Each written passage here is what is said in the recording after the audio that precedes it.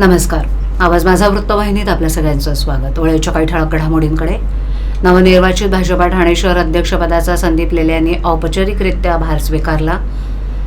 आमदार संजय केळकर यांच्या हस्ते गृहसंकुलांना मालमत्ता पत्रक वाटप.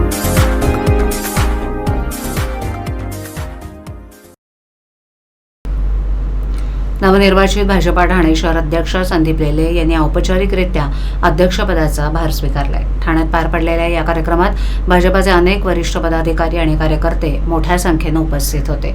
याप्रसंगी भाजपा संघटक प्रमुख आणि निरीक्षक सुनील कर्जतकर, प्रदेश महासचिव माधवी नाईक, आमदार संजय केळकर, आमदार निरंजन डावखरे, माजी शहर अध्यक्ष संजय बागुले, महिला मोर्चा अध्यक्ष स्नेहा पाटील, युवा मोर्चा अध्यक्ष सूरज पाटील तसंच ज्येष्ठ नेते सीताराम राणे तसंच भाजपाचे सर्व पदाधिकारी, कार्यकर्ते, महिला पदाधिकारी मोठ्या संख्येने उपस्थित होते. यावेळेला उपस्थित मान्यवरांनी संदीप लेले यांना शुभेच्छा दिल्या. तर आमदार संजय केळकर, आमदार निरंजन डावखरे यांनी ठाणे महापालिकेवर भाजपाची सत्ता येईल, भाजपाचा महापूर बसेल अशी आशा व्यक्त केली आहे. तर भाजपाचे ठाणे, ठाण्याची भाजपा अशी जोरदार घोषणाबाजी यावेळेला करण्यात आली. संदीप लेले यांच्या अध्यक्षपदाच्या कार्यकालात पक्ष अधिक बळकट करण्यासाठी प्रयत्नशील राहण्याचा निर्धार व्यक्त करण्यात आला. भाजपा कार्यकर्त्यांमध्ये उत्साहाचं वातावरण दिसून आलं असून नव्या नेतृत्वाकडून ठाण्यात भाजपाची ताकद अधिक वाढेल अशीही आशा व्यक्त करण्यात आली. एका बाजूला दोन्ही आमदारांनी ठाणे महापालिकेवर भाजपाची सत्ता येईल अशी आशा व्यक्त केली. मात्र नवनिर्वाचित ठाणे जिल्हाध्यक्ष संदीप लेले यांना प्रश्न विचारला असता संदीप लेले यांनी मात्र या प्रश्नाला बगल दिली. त्यामुळे राजकीय वर्तुळात चांगली चर्चा रंगली आहे. लढवण्याचा दावा केलाय, कसं बघताय? काय आहे, खूप कार्यकर्ते बीजेपीत आले.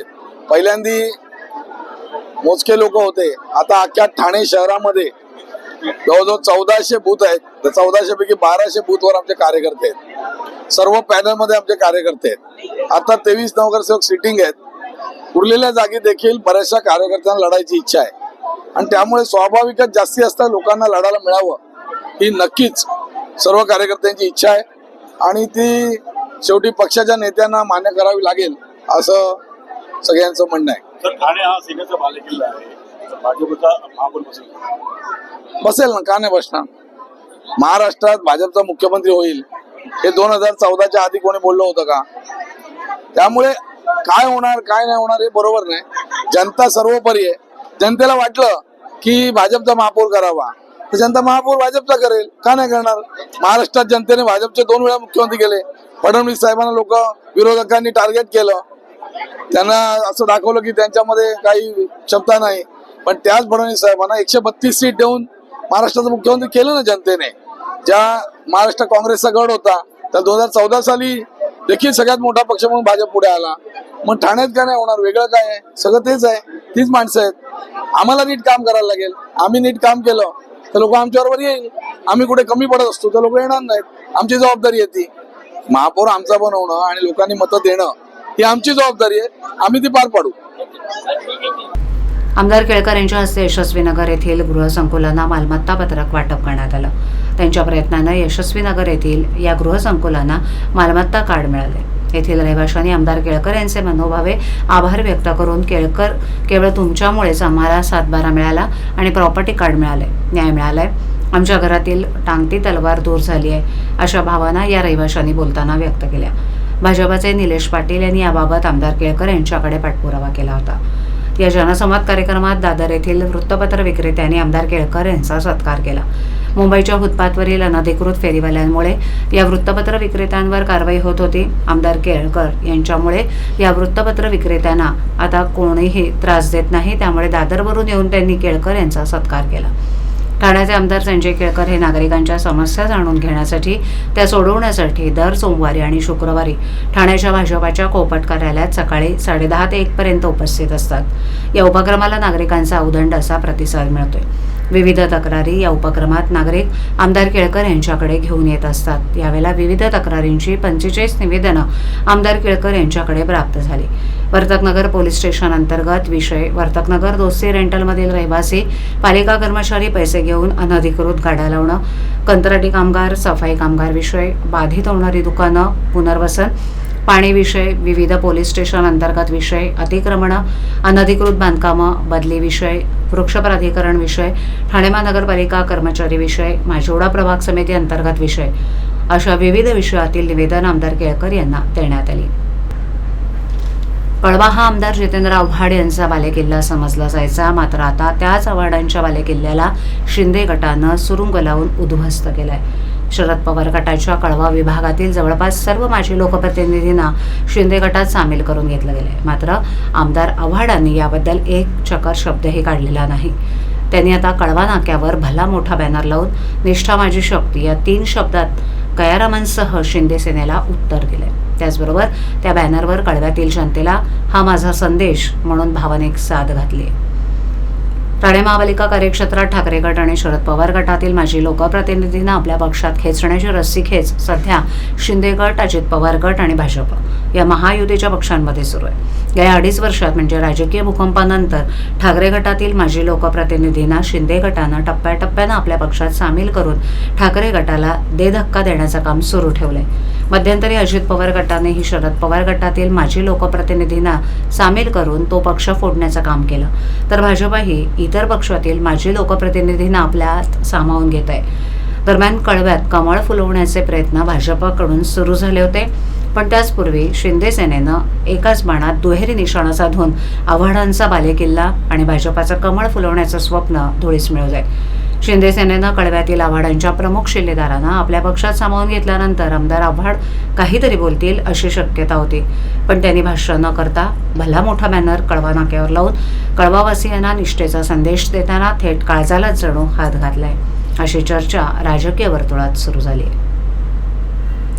उल्हासनगर येथील सेवा सदन शिक्षणशास्त्र महाविद्यालय आणि अंतर्गत गुणवत्ता हमी कक्ष यांच्या संयुक्त विद्यमानं सेवा सदन शिक्षण महाविद्यालय उल्हासनगर इथे सेवा सदन ट्रस्टचे अध्यक्ष आणि विश्वस्त संजय डबराई आणि सेवा सदन ट्रस्टचे सचिव कमलेश तलरेजा यांच्या प्रेरणेनं कृत्रिम बुद्धिमत्तेवर आधारित शिक्षण संधी आणि आव्हानं या विषयावर 1 दिवसीय आंतरराष्ट्रीय चर्चासत्र आयोजित केलं होतं.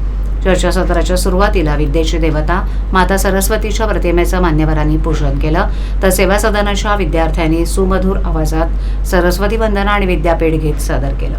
यावेळेला प्रभारी प्राचार्य डॉक्टर रेणुका शेवकानी यांनी प्रमुख मान्यवरांचं स्वागत करून त्यांचा परिचय करून दिला, तर प्रमुख अतिथी आणि उद्घाटक तन्मय बलवा, शैक्षणिक Newton school of technology Sonipat यांनी चर्चासत्राचं उद्घाटन केलं. याप्रसंगी डॉक्टर अविनाश डांगवानी यांनी उत्तम प्रकारे चर्चासत्राचं बीजभाषण केलं. प्रथम आणि द्वितीय सत्रात अनेक संशोधन अभ्यासकांनी आपले रिसर्च पेपर प्रेझेंटेशन केले. संबंधित रिसर्च पेपरच्या अनुषंगानं डॉक्टर काला यांनी मोलाचं मार्गदर्शन केलं. तसंच सन्माननीय अतिथी देवेंद्र कोडवानी यांनीही आदर्श रिसर्च पेपर प्रेझेंटेशनसाठी अत्यंत सुंदर भाषण केलं. तर शेवटच्या सत्रात डॉक्टर पांडुरंग व्ही बरकाले, महाराष्ट्र शासन मुंबई यांनी आणि डॉक्टर अरुल पी यांनी उत्तम मार्गदर्शन केलं. महाविद्यालयाच्या प्राचार्या डॉक्टर रेणुका शेवकानी, प्राध्यापक डॉक्टर संजय निंबाळकर, सहयोगी प्राध्यापिका डॉक्टर हिना वाधवानी, डॉक्टर संध्या महाजन, डॉक्टर राजकुमारी पंजाबी, डॉक्टर भक्ती जयसिंगानी, डॉक्टर रुक्मिणी जामदार, डॉक्टर मेरी वर्गीस, राजश्री जोशी, डॉक्टर शीतल शिरोळ, डॉक्टर स्नेहा सामंत इत्यादी मान्यवर आणि प्राध्यापक सुनील भास्कर, प्राध्यापक सुनील निंबियार, प्राध्यापक सचिन पाटील, प्राध्यापिका अर्चना भालेराव असे अनेक संशोधन अभ्यासक उपस्थित होते. या चर्चासत्राच्या प्रसंगी देशभरातून विविध विद्यापीठ आणि शैक्षणिक सामाजिक संस्थांमधून आलेल्या प्राध्यापक आणि संशोधन अभ्यासक तसंच मुख्य विषयांशी संबंधित अनेक नाविन्यपूर्ण विषयांवरील संशोधन प्रबंध आणि शोध निबंध सादर केले. ठाणे पोलीस आयुक्तालयाच्या विविध हद्दीत चेन स्नॅचिंग, वाहन चोरी, दरोडा आणि घरफोडीचे गुन्हे घडत होते. या गुन्ह्यांमध्ये सर्वसामान्य जनतेची मौल्यवान मालमत्ता चोरीस गेलेली होती. या गुन्ह्यांचा तपास गुन्हे शाखा घटक 3 कल्याणच्या पथकानं यशस्वीरित्या केलाय. गुप्त बातमीदाराच्या माहिती आणि तांत्रिक विश्लेषणाच्या आधारे इराणी आणि शिकलगार टोळीच्या 4 सराईत गुन्हेगारांना अटक करण्यात आली. त्यामध्ये वसीम सय्यद उर्फ वसीम काला, कौसर जाफरी उर्फ बुशी आणि शिवसिंग बावरी आणि पूनम कौर बावरी यांचा समावेश आहे. या आरोपींच्या चौकशीत ठाणे आणि नवी मुंबई पोलीस आयुक्तालयातील 29 गुन्ह्यांची कबुली मिळाली असून त्यात 1 दरोडा, 20 चेन स्नॅचिंग, 5 वाहन चोरी आणि 3 घरफोडीचे गुन्हे उघडकीस आले आहेत. यामध्ये एकूण 36,29,725 रुपयांचे सोन्याचे दागिने, 6 चारचाकी गाड्या जप्त करण्यात आल्या. ही कामगिरी पोलीस आयुक्त आशुतोष डुमरे यांच्या मार्गदर्शनाखाली वरिष्ठ निरीक्षक अजित शिंदे यांच्या पथकानं केली. महाराष्ट्राच्या घटक 3चे अधिकारी पी.आय. अजित शिंदे, ए.पी.आय. सर्जेराव पाटील, ए.पी.आय. उगल मोगले, पी.एस.आय. भिसे आणि त्यांच्या टीमला गोपनीय माहिती मिळाली होती की पोलीस आयुक्तालय ठाणे क्षेत्रामध्ये नवी मुंबई आणि मीरा भाईंदर मुंबई या ठिकाणी जबरी चोरी, घरफोडी, वाहन चोरी करणारी टोळी कार्यरत आहे. त्यांची गोपनीय माहिती मिळाल्यानंतर त्या अनुषंगानं अधिक तपास केला, पुरावा जमा केला. त्या अनुषंगानं आपण 4 आरोपींना ताब्यात घेतलं आहे. एक आरोपी क्रमांक 1 हा वसीम काला, राहणार आंबिवली कल्याण, त्याची बहीण कौसर युसुफ अली, त्यानंतर शिवा सिंग बावरी आणि पूनम कौर बावरी असे 4 आरोपी आपण अटक केलेले आहेत. अधिक तपास केला असता या आरोपींनी एकूण जवळपास 29 गुन्हे केल्याचं निष्पन्न झालं. त्याच्यामध्ये 20 चेन स्नॅचिंगचे गुन्हे आहेत, 1 दरोड्याचा गुन्हा आहे, मोटरसायकल चोरीचे 5 गुन्हे आहेत, घरफोडीचे 3 गुन्हे आहेत. असे 29 गुन्हे यांच्याकडून आपल्याला उघडकीस आलेले आहेत. त्याच्यामध्ये आतापर्यंत जवळपास 36,29,000चा मुद्देमाल जप्त करण्यात आलेला आहे. आवाज माझावरील एखादी बातमी पाहिजे राहून गेली असल्यास यूट्यूबवरती तुम्ही पाहू शकता. तर मग नक्की सबस्क्राईब करा आवाज माझा. अशा ठळक घडामोडी शेवटी पुन्हा एकदा. नवनिर्वाचित भाजपा ठाणे शहर अध्यक्षपदाचा संदीप लेले यांनी औपचारिकरित्या भार स्वीकारला. आमदार संजय केळकर यांच्या हस्ते गृहसंकुलांना मालमत्ता पत्रक वाटप. आपल्या विभागातील काही सूचना अथवा समस्या असल्यास आमच्यापर्यंत जरूर पोहोचवा. आम्ही तुमचा आवाज नागरिकांपर्यंत नक्की पोहोचवू. आम्हाला संपर्क करण्यासाठी आमचा पत्ता आवाज माझा 103 साईल 1 आदर्श नगर कोलबाड रोड ठाणे पश्चिम. आमचा दूरध्वनी क्रमांक 7666213141. आमचा ईमेल ID avazmaza.tvnews@gmail.com. तर पुन्हा भेटू याच वेळी याच ठिकाणी काही नवीन घडामोडींसह आवाज माझा वृत्तवाहिनीत. तोपर्यंत नमस्कार.